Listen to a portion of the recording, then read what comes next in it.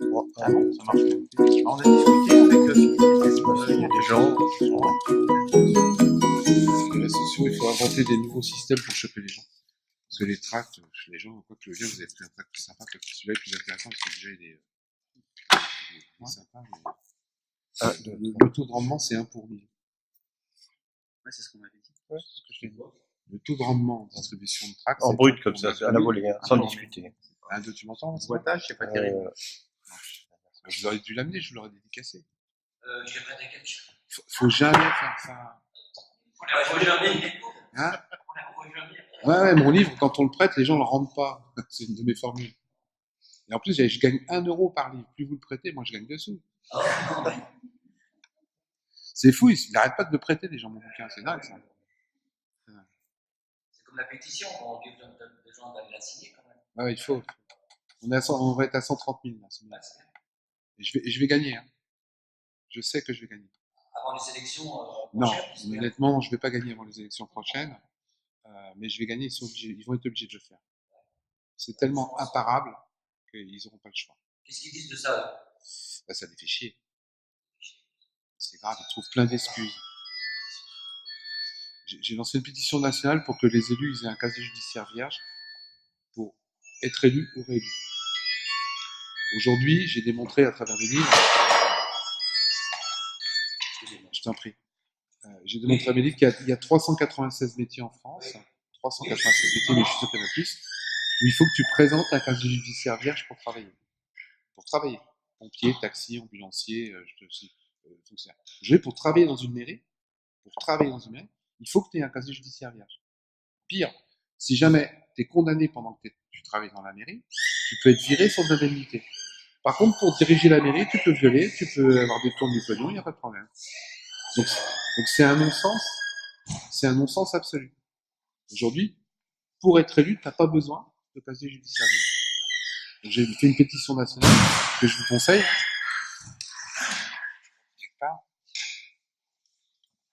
N'hésitez pas à la signer en parlant de vous. Je la donnerai après. Et je demande donc à ce que tous les élus aient un casier judiciaire vierge pour être élus ou réélus. Mais c'est d'une simplicité. Ou alors, ils retirent le fait qu'il faut le présenter pour 396 métiers. Ça me paraît, je veux dire, un truc vachement simple. Aujourd'hui, tu violes des enfants. Tu es condamné. Tu n'as plus le droit de travailler dans un métier où il y a des enfants. Aujourd'hui, tu es comptable. Tu détournes du boulot, de l'argent dans ton boulot de comptable. La plupart du temps, on t'interdit de bosser dans un métier qui est en rapport avec la comptabilité. Élu, non. Élu, tu peux violer, tu peux encore, pas de problème, tu peux harceler, etc. Tu peux continuer à être élu. Tu peux détourner des millions de pognon. Tu es condamné, pas de problème. Tu peux continuer à être élu. À mon avis, il y a quelque chose qui colle pas. Non, je crois pas. Parce que, je sais pas, mais moi je suis un truc très très simple. Je pense qu'un élu, ça doit d'abord être exemplaire. Et j'ai du mal à comprendre. Et c'est moi qui ai sorti il y a 2 ans le fait qu'il y ait une députée qui vient à l'Assemblée nationale avec un bracelet électronique au pied. Ouais. Pourquoi? Ah. Bah, toi, comment tu fais la vieille génération? Les jeunes, ils disent pas tout. Ils disent que voici. Je blague.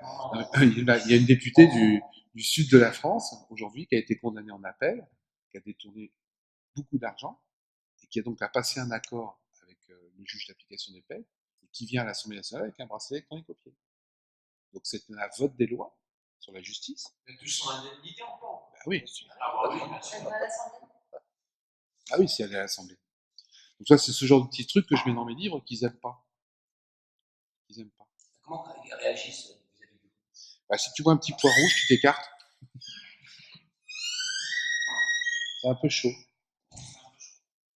On a fait le plat. On a fait le plat, hein. Allez. Bah, vous me dites, hein, on démarre quand vous voulez. À 15, on démarre. À 15. Donc vous êtes tous étudiants? Ouais. Il n'y a personne du DRT qui est là? Renseignements territoriaux. Ça existe encore? Oui. Oui, moi, ils me suivent ils me suivent à la trace. Moi. Ils me suivent à la trace. Souvent, sur les réunions que je fais, il y en a un ou deux. Enfin, pas sur des trucs comme ça, mais machin, il y en a un ou deux. Ils aiment bien envoyer des notes à Manu.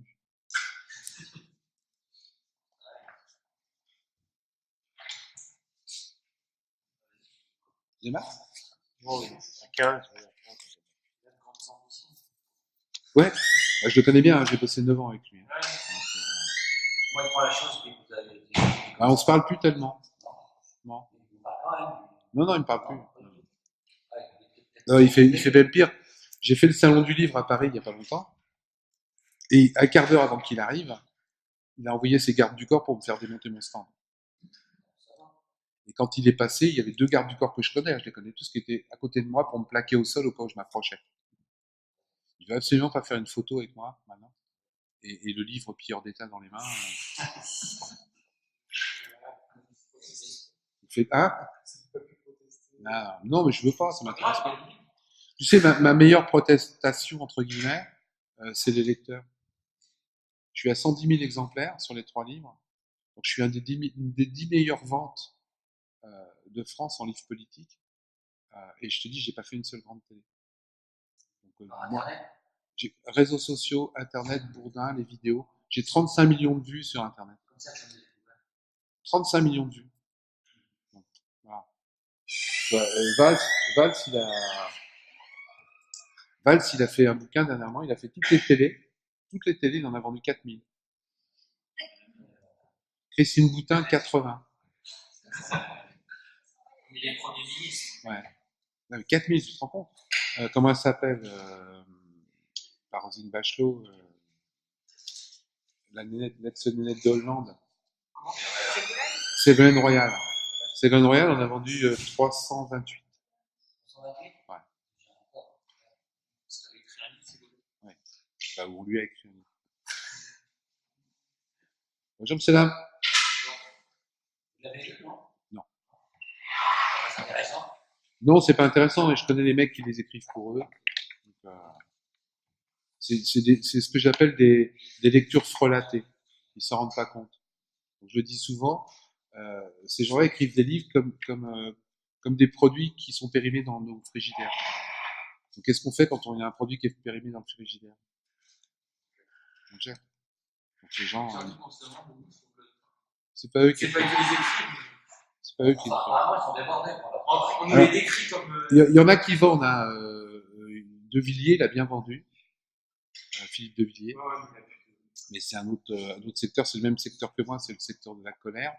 Sarkozy vend bien, je te dis, mais moi j'ai des preuves que le Qatar a acheté 35 000 de ses livres. On va faire. Vous avez des meubles. Je sais pas, peut-être qu'ils veulent apprendre le français, ils veulent apprendre le français au Qatar. Donc il a bien vendu Sarko de ce côté-là.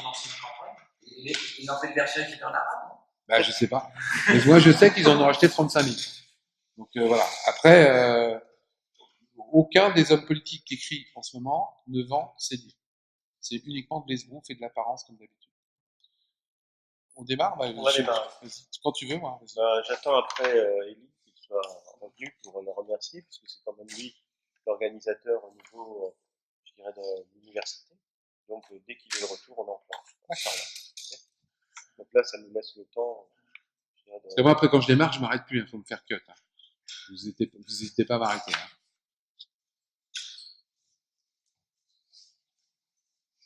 Alors, il y en a qui veulent faire de la politique plus tard. On parle de tout, même si on voudrait. On en fait tous les jours de la politique. La politique, c'est en faire tous les jours, tu vois. C'est s'occuper de la vie de la cité, normalement, c'est tous les jours. Honnêtement, je vous déconseille. Alors, je suis fatigué, excuse-moi, je dors pas beaucoup en ce moment. Alors, je vous donnerai ça après, hein. N'hésitez pas à aller voir la pétition. C'est sur Internet. À la faire circuler. Mon objectif, c'est d'avoir 1 million de signatures. Et je vais les avoir. Parce que je suis un type têtu. Et à partir de quel. Pardon? À partir. Ouais. Il faut la faire circuler, il faut pas seulement la faire signer, il faut faire signer des gens. Moi, j'ai du mal à comprendre que quelque part, je balance un chat contre un mur. J'ai 5 millions de signatures en 48 heures. C'est ce qui s'est passé. C'est ce qui s'est passé pour le mec qui a balancé un chat contre le mur. Des enquêtes qui se sont mises en place, etc., etc. Et pour un truc qui concerne votre vie, Je rame. Je sais pas. Le degré de conscience. Ouais, mais pour le chat contre le mur, ça sert à rien non plus, toi. On est dans l'émotionnel. Donc je vais quand même pas me mettre à poil pour que les gens signent la signature, toi. Et en plus, j'ai passé l'âge. Donc, tu te poses des questions, quoi. J'attendais ton retour pour qu'on puisse commencer. Pas de souci, Voilà. c'est vrai. Donc, mesdames, messieurs, bienvenue à l'université d'Amiens. Donc, je remercie Élie de m'avoir invité, disons, à faire cette conférence avec Philippe Pasco pour intervenir sur des choses qui sont importantes, donc à savoir l'expertise qu'a Philippe du système et puis de certains abus. Donc, on va essayer de disserter pendant 2 heures, 1 heure et demie, 2 heures, en fonction, je dirais, des questions qui seront posées. Pour l'objectif, c'est d'essayer de vous donner des réponses par rapport à certaines problématiques. Moi, je suis Philippe Carré, donc je suis président du CERF. Le CERF, vous connaissez certainement pas. C'est une structure associative qui a pour but d'étudier les politiques européennes. C'est le Centre d'études et de recherche sur les politiques européennes. Et j'ai précédemment eu d'autres fonctions qui m'ont permis effectivement de voir les fonctionnements de notre politique de l'extérieur. Donc, par rapport à ça, on va enclencher tout de suite avec Philippe, qui va se présenter directement, et après on enclenchera sur son livre, et il parlera lui-même, disons, des différents thèmes les plus importants du moment. Bon, merci à cette foule nombreuse d'être là ce soir. Et donc je vais me présenter, je vais faire vite. Donc je m'appelle Philippe Pasco, j'ai 62 ans, marié, 6 enfants. J'ai été pendant 9 ans maire adjoint de Manuel Valls. Euh, j'ai été conseiller régional d'Île-de-France. J'étais président de la formation professionnelle et de l'apprentissage sur l'Île-de-France. Je gérais 800 millions d'euros par an. J'ai fait 25 ans de politique. Je n'ai jamais eu le doigt sous la couture. J'ai toujours accepté de voter, mais en sachant pourquoi. Et je veux bien mourir, mais je veux être convaincu. Moult fois en politique, j'ai eu le contraire. Et je me suis aperçu qu'en fin de compte, la politique, qu'elle soit de droite ou de gauche, et je le précise toujours en début de conférence, je ne suis pas payé par la CIA, je ne suis pas payé par les Russes, je ne travaille pas pour les extrêmes, qu'ils soient d'extrême gauche ou d'extrême droite, je travaille juste pour un petit peu plus d'équité et un peu plus de justice. Je travaille juste pour que le mot politique ait véritablement un sens et que les élus arrêtent de se servir et commencent vraiment à servir. La politique, c'est un beau métier. Un métier, j'aime pas ce mot-là, c'est pas un métier. La politique, c'est une belle chose. Je dis aussi toujours au début de conférence que tous les élus sont pas pourris. J'ai pas un discours de tous pourris, c'est tous des enfoirés, c'est tous. Il y a plus de 618 000 élus en France. Par contre, ce que je peux vous dire, et je le prouve à travers mes livres, c'est que plus on remonte en haut de la pyramide, et mon geste n'est pas un geste maçonnique, je précise, non, parce qu'on me l'a fait aussi Sénat. Donc dès qu'on remonte un petit peu en haut de la pyramide, il y a de plus en plus d'élus qui sont pourris. La base, en général, n'est pas pourrie. C'est-à-dire qu'un conseiller municipal, vas-y, je t'en prie, un conseiller municipal chargé des monuments aux morts, je peux vous assurer qu'il dépense plus d'argent pour sa commune que ce que lui rapporte son mandat d'élu. Un petit maire d'une petite commune qui gagne 600 € par mois, qui est quasiment obligé de faire un boulot à plein temps de maire d'une petite commune, c'est des fois beaucoup plus difficile, je tiens à le préciser, que d'être maire d'une grande commune.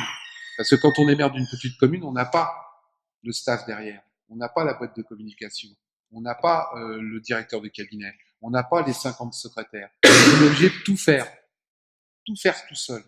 Et souvent, un petit maire d'une petite commune, moi je suis plein d'admiration vis-à-vis de ces gens-là parce qu'ils laissent tomber leur boulot. Ils sont agriculteurs, etc. Donc ils ont du mal à faire en même temps le boulot de maire, ils sont obligés de tout faire, et en même temps leur vie professionnelle. Donc je parle pas de cela. Je parle des élus. Je parle des élus qui sont au haut de la pyramide, qui cumulent les mandats, qui cumulent les indemnités, et qui se foutent littéralement de notre gueule. Et qui de plus en plus, au cours des années, au cours des ans, votent des lois pour qu'on n'ait plus de démocratie en France, et on y est presque, et que quelque part le profit soit le plus important dans la gestion politique que le partage. Je m'explique. On va parler de démocratie. Est-ce que vous pensez tous, par exemple, qu'on est encore dans un pays démocratique? C'est bien. Je tombe face à des gens quand même à un degré de conscience relativement élevé. Aujourd'hui, on n'est plus du tout en démocratie. Aujourd'hui, il y a 80% d'abstention en France. 80% d'abstention. Aujourd'hui, on vote plus pour quelque chose, on vote contre quelqu'un. On va pas voter par conviction, on va voter par dépit. Et je suis pas loin de penser que c'est un système qui est organisé.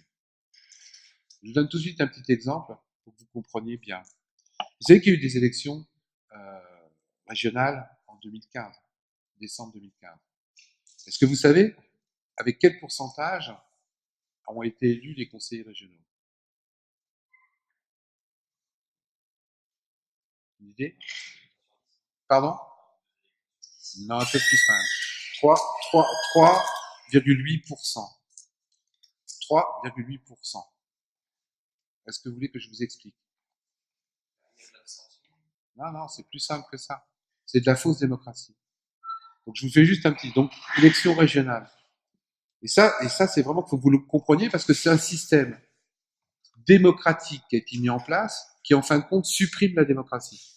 Est-ce que je suis clair dans mon raisonnement? 100% de gens qui vont aller voter, d'accord? Vous me suivez? Grosso merdo, sur cette élection, où je travaille à la louche, on retire 60% d'abstention, d'accord? Donc ça nous laisse 40% de votants, d'accord? Sur ces 40% de votants, on retire les blancs et les nuls. À la louche, je vous donne 2%. Donc 2% que je retire de 40%, ça nous fait donc 38% d'exprimés, d'accord? Or, il y a une loi qui dit que pour être au deuxième tour sur l'élection régionale, il faut avoir fait 10% des exprimés. 10% de 38%. Ça fait 3,8% des exprimés. Des exprimés. Parce que si jamais je prends ce pourcentage par rapport aux votants, c'est encore moins. D'accord? Et si je prends ce pourcentage par rapport aux inscrits, c'est encore moins. Et là, on tombe presque à 1%.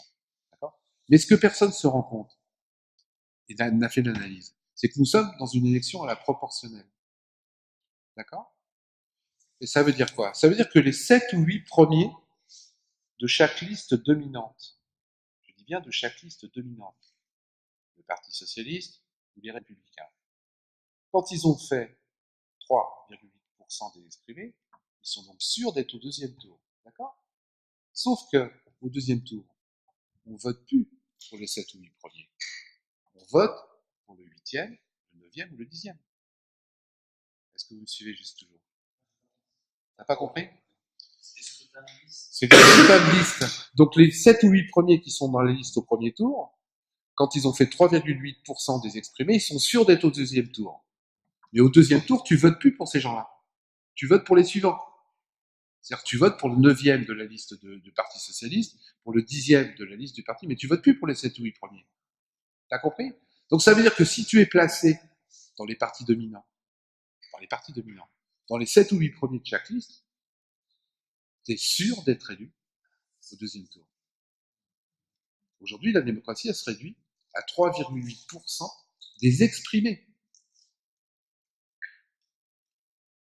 Est-ce que ces gens-là sont représentatifs de la population? On est d'accord. Par contre, ils sont légalement élus. Aujourd'hui, c'est ça la démocratie qu'on nous propose. Je vous en donne une petite deuxième. Vous connaissez M. Hérault, ex-premier ministre, représentant ministre des Affaires étrangères. D'ailleurs, il est dans mes livres. Je n'ai mis dans mes livres que les gens qui avaient été condamnés par la justice, qui avaient mis les doigts dans la confiture. M. Hérault est dans mes livres. Mais il a fait, pardon? Il a détourné 2 millions d'euros en collaboration avec des gens qui étaient en rapport très pro avec la mafia.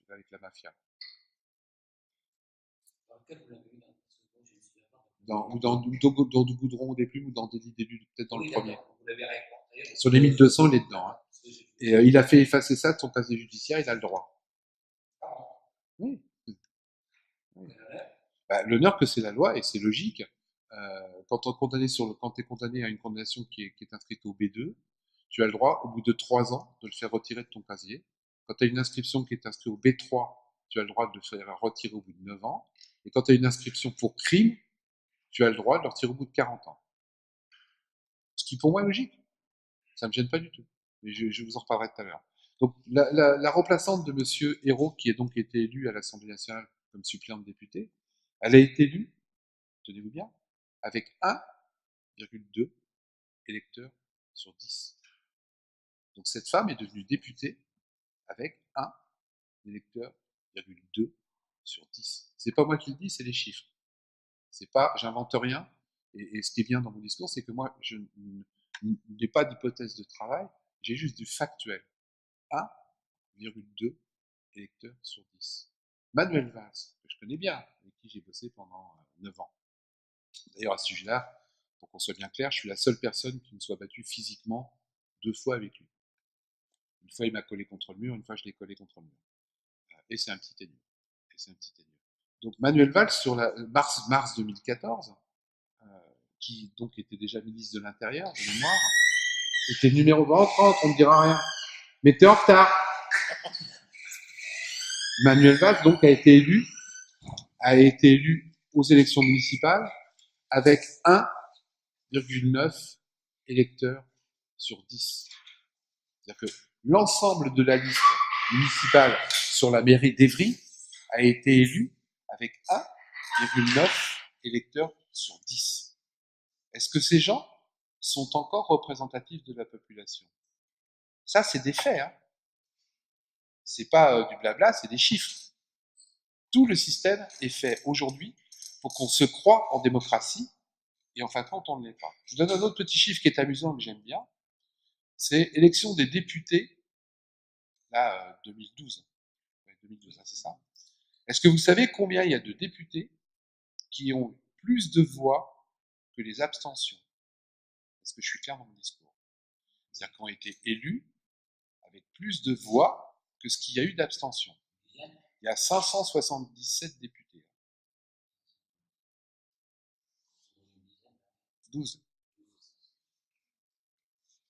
L'ensemble des autres députés, toutes tendances de partis politiques confondus, ont eu moins de voix qu'il n'y a eu d'abstention sur leur secteur. Est-ce qu'on est vraiment encore en démocratie? Est-ce qu'on peut dire aujourd'hui que les gens qui nous sont, soi-disant, nous représentent, sont des gens qui nous représentent vraiment?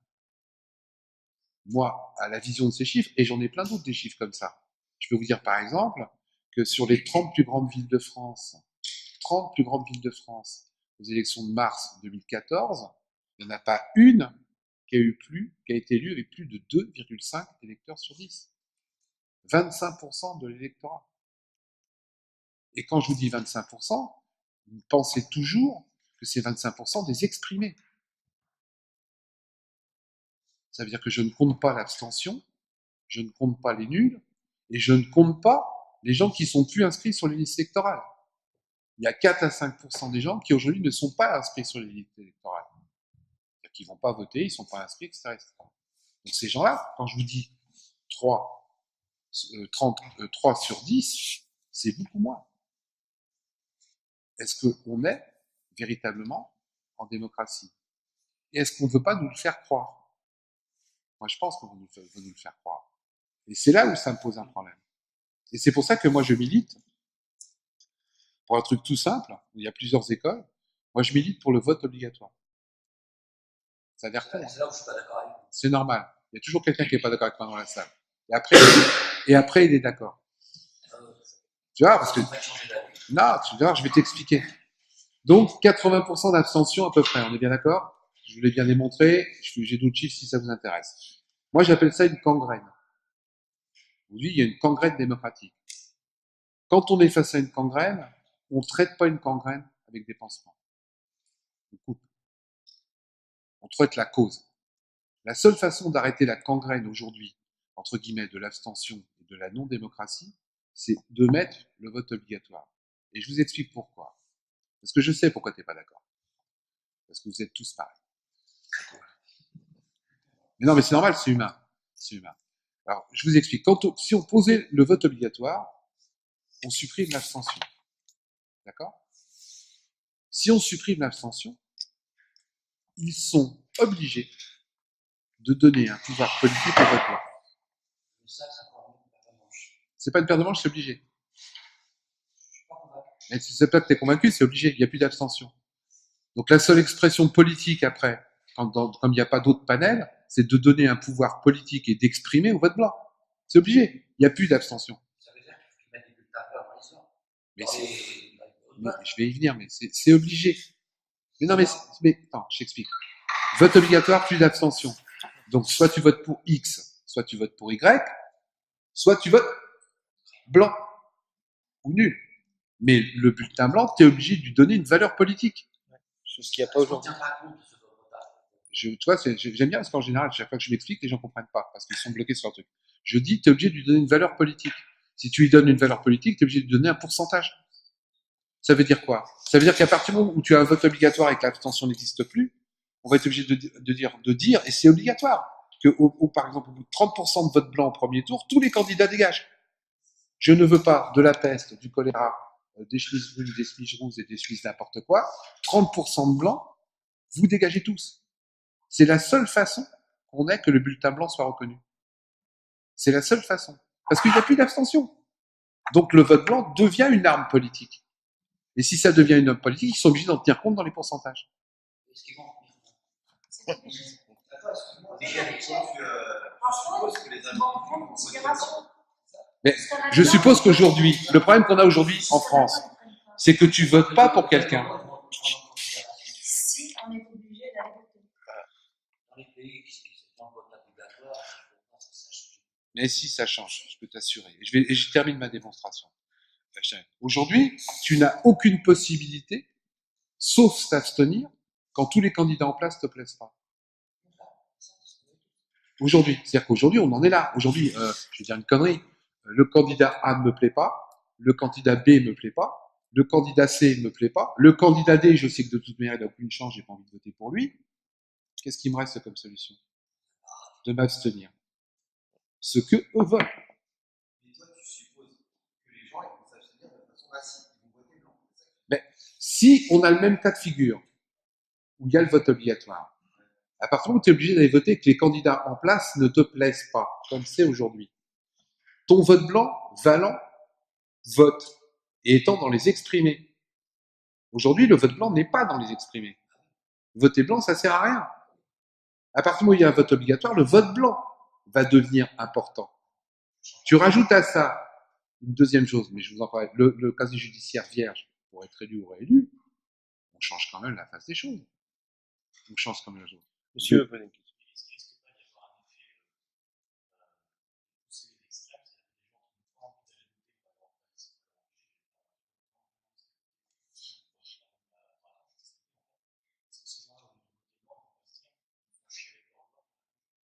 Mais ils peuvent. Je m'excuse, mais déjà, ils le font déjà. Mais non, le vote Le Pen, le vote des extrêmes n'est pas un vote monolithique. C'est-à-dire que les gens vont voter par dépit. À partir du moment où ton vote blanc va devenir une arme, tu vas pas forcément voter Le Pen. Tu votes Le Pen pourquoi? Parce que tu n'as pas le choix de voter autre chose pour crier ta colère. Je termine ma démonstration. Donc avec le vote obligatoire, donc je supprime l'abstention, je suis donc obligé de donner un pouvoir politique au vote blanc, c'est la première chose. La deuxième chose par rapport au vote obligatoire, c'est qu'aujourd'hui, je vous l'ai démontré avant, on est élu avec 50% de 10% des électeurs. 50% de 10% des électeurs. Avec le vote obligatoire, on serait élu à 33% de 95% des électeurs. Ça change quand même la représentativité. J'ajoute à ça, c'est que moi, je souhaiterais que ça soit pas non plus le dimanche, que ça soit en semaine et pendant les heures de travail. Là. Comme ça se fait dans certains pays. Comme ça se fait dans certains pays. J'ajoute que ça existe déjà dans plein de pays, le vote obligatoire, donc ça pose pas de problème, et que ça existe aussi en France. Donc quand on me dit que c'est pas possible, je dis non. En France, le vote obligatoire, ça existe déjà. Non, non, les sénateurs. les conseils. Mais c'est un vote obligatoire. Moi, j'ai été conseiller régional. Non, mais quand on me dit ça peut pas se faire, je prouve par A plus B que ça se fait déjà, puisque ça se fait déjà en France. Moi, j'étais conseiller régional. J'ai voté pour les sénateurs, j'avais obligation d'aller voter. Si j'allais pas voter, j'étais condamné à une amende de 150 €. Pire, pire. Et c'est là où je dis qu'il faut le faire sur le vote obligatoire. En allant voter, on va donner des sous. Je vous jure que c'est vrai. Quand tu vas voter en tant que électeur pour aller sénateur, tu as droit à 150 €. Alors qu'on ne me dise pas que ça n'existe pas. Dans le cadre du vote obligatoire, Oui. la législation va appliquer ce que vous dites. Mais il y a des gens qui sont têtus. Elle est obligée. Il n'y a plus d'abstention. Donc tu es obligé de faire pour le vote blanc qu'il devienne un pourcentage. C'est mécanique. C'est mécanique. Puisqu'il n'y a plus d'abstention. Donc il faut bien que le type qui peut pas s'abstenir, il puisse voter blanc. Si le mec il va voter blanc en vote obligatoire, ils sont obligés de mettre un pourcentage. Mais c'est mathématique. Il n'y a pas photo. Et c'est la seule méthode aujourd'hui pour qu'on ait. Mais c'est une piste de travail. C'est la méthode qu'on a aujourd'hui. Hein? Mais sans le vote obligatoire, ça n'a aucun intérêt puisqu'il y a l'abstention. Donc ils le feront jamais. C'est pas reconnu. Pardon. Hein? Alors, Dans le cas actuel, il n'y a pas de vote blanc quand même. Il y a beaucoup de gens qui votent blanc. il y a 4% maximum. Mais C'est pas de ces 4%. Mais ils n'en tiennent pas compte parce qu'il y a l'abstention en plus. Il suffirait, même si le vote est obligatoire, si l'abstention est existante, on ne tient pas compte des votes blancs. Oui, puis c'est déjà complexe, Je parce crois qu'il que a pas pour voter compris. blanc aussi. À partir où c'est obligatoire, déjà tu passes d'un taux de 30% d'abstention, de 20% de votants, à un taux de 80%. En Belgique, c'est 95% de votants. De toute manière, même avec le vote obligatoire, et c'est ma dernière petite piste de travail, au lieu de punir les gens, parce que moi je suis pas tellement pour les punir, je suis plus qu'on fasse l'inverse. C'est-à-dire que les mecs qui auront voté, on leur donne, je vais dire une connerie, je dis n'importe quoi, hein, encore une fois, c'est à étudier, une réduction d'impôt de 50 € par exemple. Par exemple. Plutôt que de les punir. Et ce qui fait que, en plus, je vais très loin dans ma réflexion, le mec qui est complètement anarchiste, et qui de toute manière dit le système, j'en ai ras le cul, je veux pas aller voter, je n'irai pas voter. Ben, il n'a pas 150 € d'amende, puisque de toute manière, le temps de faire le procès pour le récupérer, ça se fait jamais. Il n'aura pas sa réduction d'impôt, point barre. Donc on laisse même la place à l'anarchisme. Mais encore une fois, les gens seront élus avec 95% des électeurs. Ça change. Et si jamais on nous présente des candidats vérolés comme aujourd'hui, parce qu'aujourd'hui on n'a même plus de choix.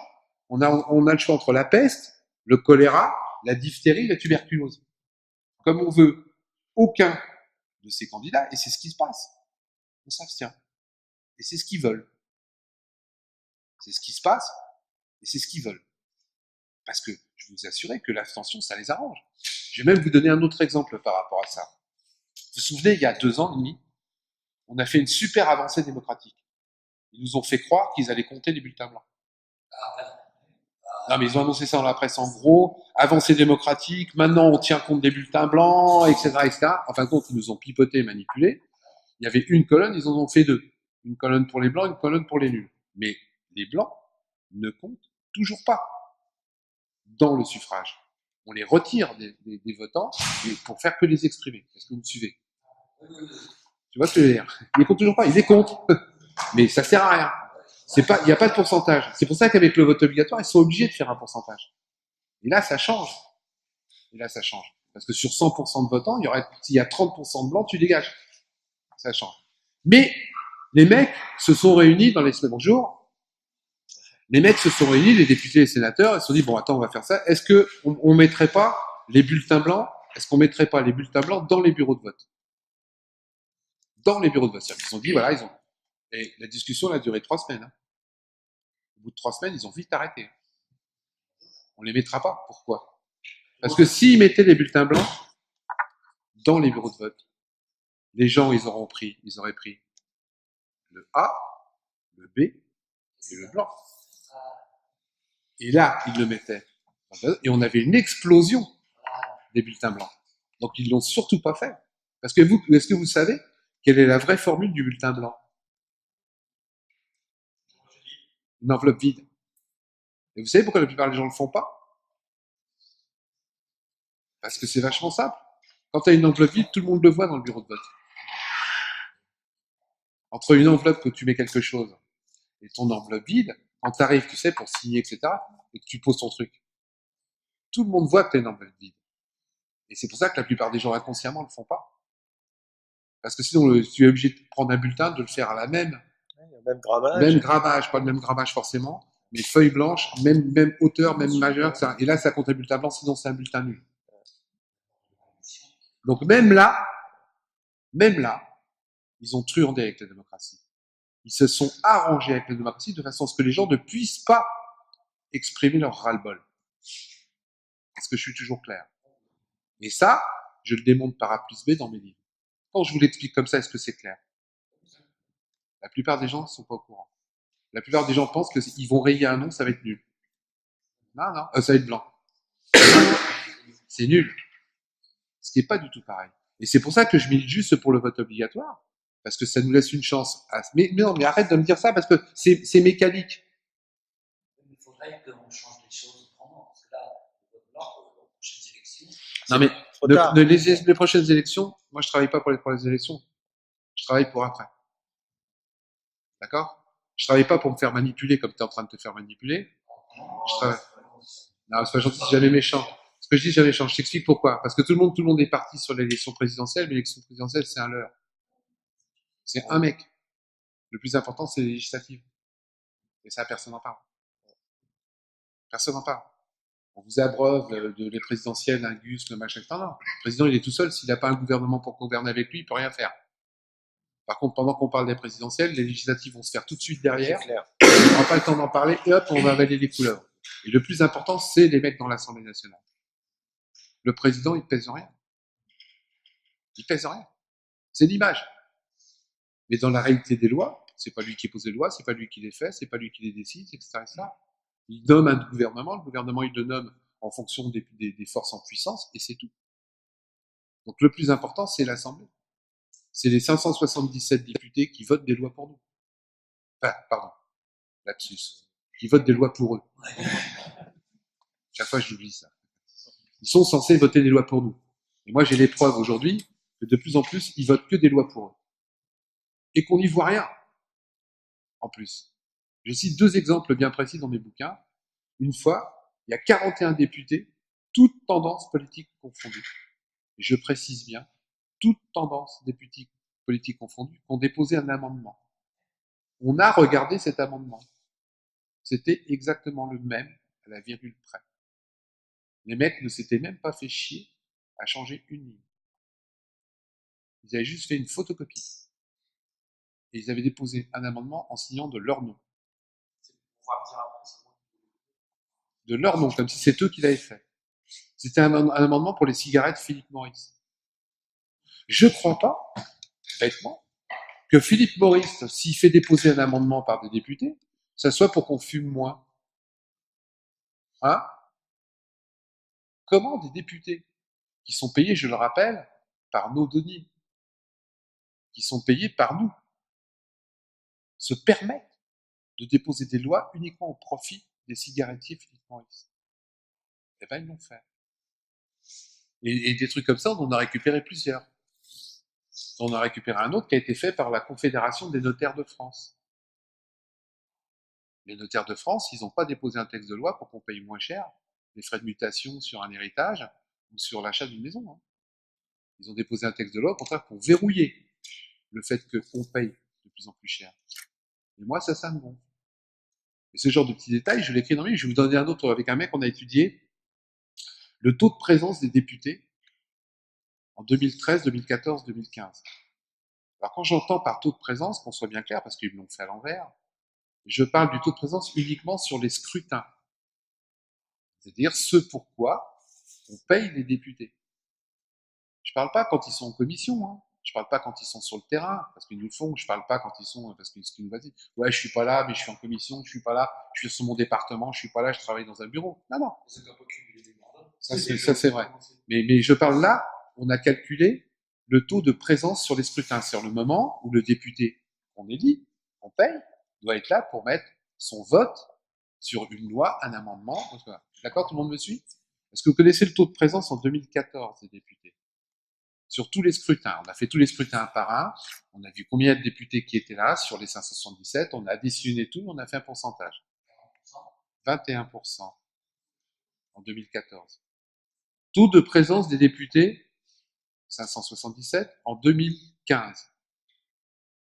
16%.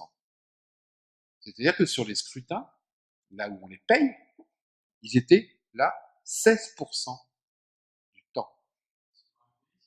Ah oui, c'est ça que j'en regarde. Est-ce que moi, quand je travaille, si je vais bosser à 16% de mon temps, mon patron me paye à 100%.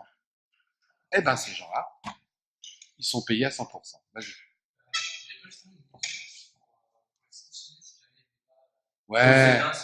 Alors c'est ça où ils sont très très forts. J'adore parce que je fais tellement de conférences que je connais les questions d'avance. Souvent on me la pose. Ils sont très très forts pour ça, les élus. C'est-à-dire qu'à chaque fois qu'on soulève un truc sous le tapis, et moi j'en ai soulevé quelques-uns avec quelques collègues, ils inventent toujours un système. Alors oui, suite à ce que moi j'ai pondu, ce que les contribuables associés ont sorti, ce que le Regard Citoyen a fait une association, ce qu'un mec qui s'appelle Hervé Le Breton m'a sorti, ils ont sorti un pseudo de truc où les mecs sont soi-disant punis, s'ils sont pas là. D'accord? Donc, le Sénat, Monsieur Larcher, l'autre fois nous a annoncé qu'il avait puni 14 personnes. 14 sénateurs qui n'étaient pas venus. D'abord, ils sont punis, je crois que la somme maximale, c'est 746 euros. Sur 15 000 euros. Tu vois ce que je veux dire? Mais en plus, là où c'est marrant, c'est quand on lui a demandé les noms des 14 mecs. Il n'a jamais voulu nous les donner. Donc à quoi ça sert? Si on peut même pas savoir. Je ne crois pas à ta parole, monsieur Larcher. Donne-nous les noms. Il n'a pas voulu nous donner les noms. Donc ces gens-là inventent des systèmes pour soi-disant moraliser la politique et en fin de compte, ils font le contraire. Je vais t'en donner une très bien par rapport à ça. Vous vous souvenez tous de l'affaire Cahuzac. Suite à l'affaire Cahuzac, ils ont donc sorti une loi, des super lois sur la transparence, sur le fait que les élus devaient être mieux, etc., etc. Et donc ils ont sorti la loi sur le patrimoine. Vous connaissez? Donc chaque élu doit déposer son patrimoine avant qu'il soit élu et faire la même chose une fois qu'il est sorti. Pour aller consulter ce texte de loi, pour aller consulter la déclaration de chaque élu. D'abord, la première chose, il faut être du département de l'élu. C'est-à-dire que par exemple, si moi j'habite en Seine-et-Marne et que je veux consulter la déclaration de patrimoine de l'élu de l'Ardèche, je ne peux pas. Il faut que je prenne rendez-vous à la préfecture 2 mois avant. Je ne peux pas y aller avec un appareil photo. J'ai le droit d'y aller uniquement avec un crayon. Quand je consulte la déclaration de l'élu, j'ai un mec derrière moi qui regarde ce que je consulte. Tout ce que je lui dis, c'est vrai. Et si jamais je publie le moindre mot de ce que j'ai lu, je peux être condamné jusqu'à 45 000 euros d'amende. T'as tout compris. Mais le pire, c'est que eux, s'ils font une fausse déclaration, et je peux t'assurer qu'il y en a plein qui ont fait des fausses déclarations, eux, ils sont condamnés qu'à 35 000 euros d'amende. Donc moi, je publie une fausse déclaration d'un élu, 45 000, et l'élu qui a fait la fausse déclaration, 35 000. Ils se foutent de notre gueule. Alors, est-ce que c'est la déclaration que je suis d'accord sur cette déclaration sur un ou là, certains passages qui sont Non, ça c'est la déclaration d'intérêt. C'est pas la déclaration de patrimoine. Et tu peux pas l'avoir, la déclaration de patrimoine, si jamais tu l'as trouvé sur Internet, t'es passible d'une amende. Hein. Le mec qui a fait ça, il est passible d'une amende. Et les mecs portent plainte, hein, les élus. C'est interdit. Hein. Là, tu as dû consulter les déclarations d'intérêt. C'est pareil. Depuis l'affaire Cahuzac, donc les élus, depuis janvier 2014, doivent faire ce qu'on appelle une déclaration d'intérêt. C'est-à-dire qu'ils ont une feuille officielle. Vous pouvez tous la consulter sur Internet. Hein. Vous tapez le nom d'un élu, vous faites déclaration d'intérêt, machin, et vous la consultez. Et les mecs vous disent où ils travaillent, combien ils ont d'argent à côté, etc. C'est une déclaration qui est faite sur l'honneur.